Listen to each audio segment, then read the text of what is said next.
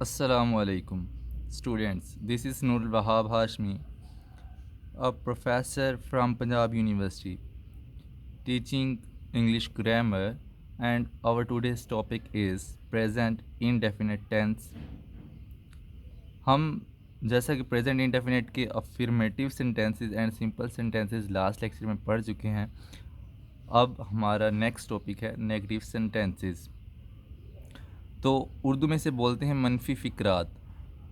ये ऐसे फ़िक्रात हैं जिसमें हम किसी काम के करने को मना कर दें या कोई हमें काम करने का कहे हम उसे रोक दें या काम करने के लिए ना कर दें। ये ऐसे फ़िक्रे हैं जिसमें किसी काम के होने से इनकार कर दिया जाए या काम करने से मना कर दिया जाए। तमाम फ़िक्रे मनफी फ़िक्रात कहलाते हैं। अब हमने देखना ये है कि दो किस्म के मनफी फ़िक्रात हैं, अलग अलग तरीके से हम उसका यूज़ करते हैं, तो वो हम आगे सीखते हैं। अगर उर्दू में आपको पैराग्राफ दे दिया जाए कि उर्दू में फ़िक्रों की शनाख्त करनी है कि कौन से फ़िक्रे नेगेटिव सेंटेंस प्रेजेंट इंडेफिनिट के नेगेटिव सेंटेंसेस हैं, तो आपने इसके अंदर देखना है। जैसे कि इंडेफिनिट में हमने देखा था फ़िक्रे के आखिर में आता है ता है, ती है, ते हैं, ता हूँ, ते हूँ वगैरह। तो इसके साथ अब आपको एक लफ्ज़ और मिलेगा जो कि नेगेटिव असर छोड़ेगा, नेगेटिव मनफी असर रखेगा, वो है नहीं। ता है, ती हैं, ते हैं के साथ नहीं लगा हुआ होगा तो वो नेगेटिव सेंटेंसेस कहलाएगा। अगर हम इंग्लिश स्ट्रक्चर देखें तो वो बनेगा हमारे पास सब्जेक्ट के बाद हम डू नॉट, डज़ नॉट और उसके साथ हमेशा फर्स्ट फॉर्म ऑफ वर्ब इस्तेमाल की जाएगी और उसके साथ ऑब्जेक्ट इस्तेमाल करेंगे। सब्जेक्ट को हम उर्दू की ग्रामर में जानते हैं जिसे हम फ़ाइल कहते हैं। फ़ाइल का लफ्ज़ी मायने होता है काम करने वाला शख्स।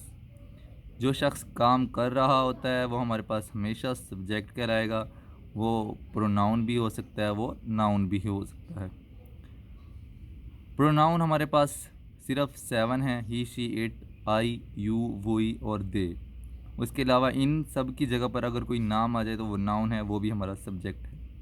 उसके साथ हमारे इजाफ़ा करेंगे हम डू नॉट का या डज़ नॉट का, जिसे हम हेल्पिंग वर्ब या उर्दू में इमदादी फ़ेल कहते हैं, जो कि असल वर्ब उसकी मदद करता हुआ नज़र आएगा। फर्स्ट फॉर्म ऑफ वर्ब इस्तेमाल करनी है फ़ेल, जिसे हम उर्दू की ग्रामर में कहते हैं और उसका मतलब होता है एक्शन, काम, यानी कि हार्ट ऑफ द सेंटेंस। ये ऐसा लफ्ज़ है वर्ब, जब ये फ़िक्रे के अंदर होगा तो वो फ़िक्रा कंप्लीट होगा, सेंटेंस बनेगा, अदरवाइज़ वो सेंटेंस पूरा नहीं हो सकता। इसलिए इसे हार्ट ऑफ द सेंटेंस भी कहा जाता है। फ़िक्रे का दिल, ये फ़िक्रे की सांस चलाता है। उसके बाद हम यूज़ करते हैं ऑब्जेक्ट का। ऑब्जेक्ट को उर्दू की ग्रामर में मफ़ऊल कहते हैं, जिसके लफ्ज़ी मानी है जिस चीज़ पर काम किया जाए वो हमारे पास हमेशा हमारा क्या होगा, ऑब्जेक्ट।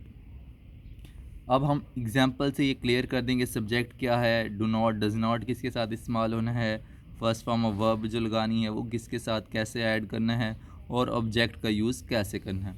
सिंपल नेगेटिव टेंस, अगर ये मैंने देखा कि हमारे पास जो अफर्मेटिव सेंटेंस थे उनका नेगेटिव, और दूसरे तरीके से ये सेकंड टाइप है कि इस तरह के भी नेगेटिव सेंटेंस होते हैं।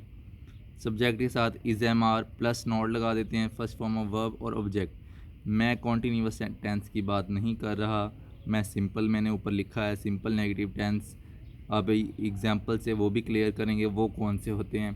सबसे पहले अब हम चलते हैं एग्जांपल्स की तरफ।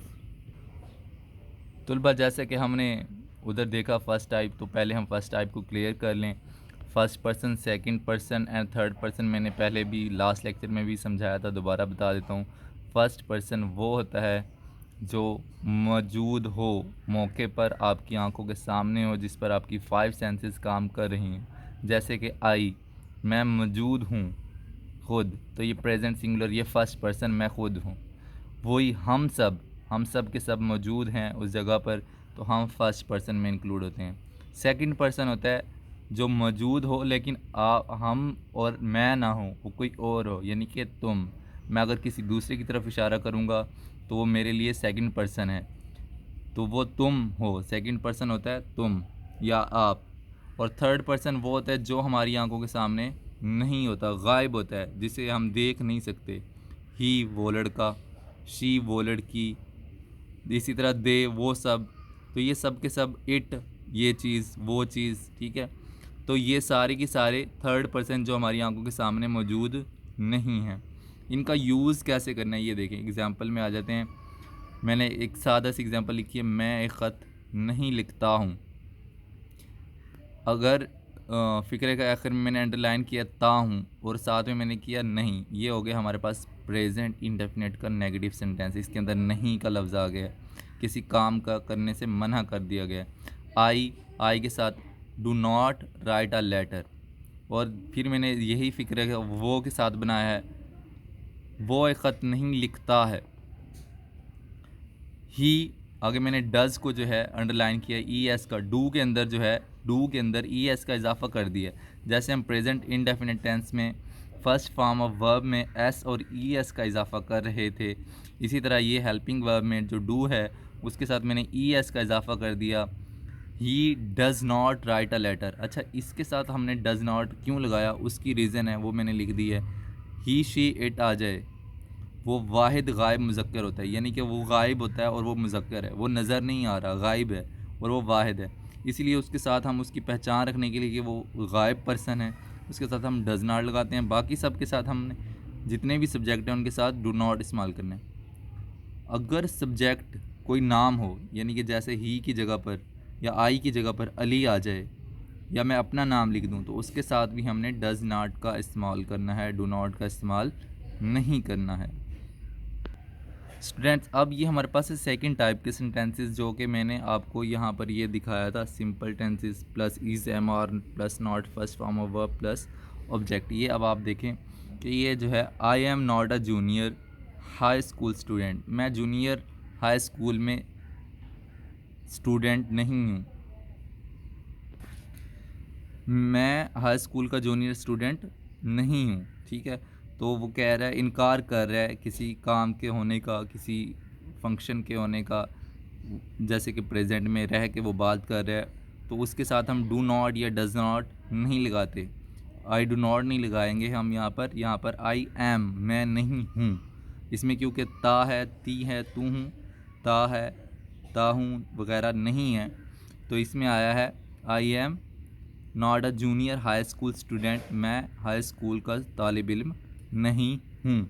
इसी तरह नेक्स्ट देखें, there are no apples in the basket, basket में, वहाँ पर बास्केट में कोई सेब नहीं हैं, तो इसमें भी ता है, ती है, ता हूँ वगैरह वगैरह नहीं आया, तो इसमें सादा नहीं हूँ आया है, तो इसके साथ भी हम helping verb is am are और नो और नॉट का इस्तेमाल करेंगे। इसी तरह he is not a hard worker student, वो मेहनत कश तालिब इल्म नहीं है।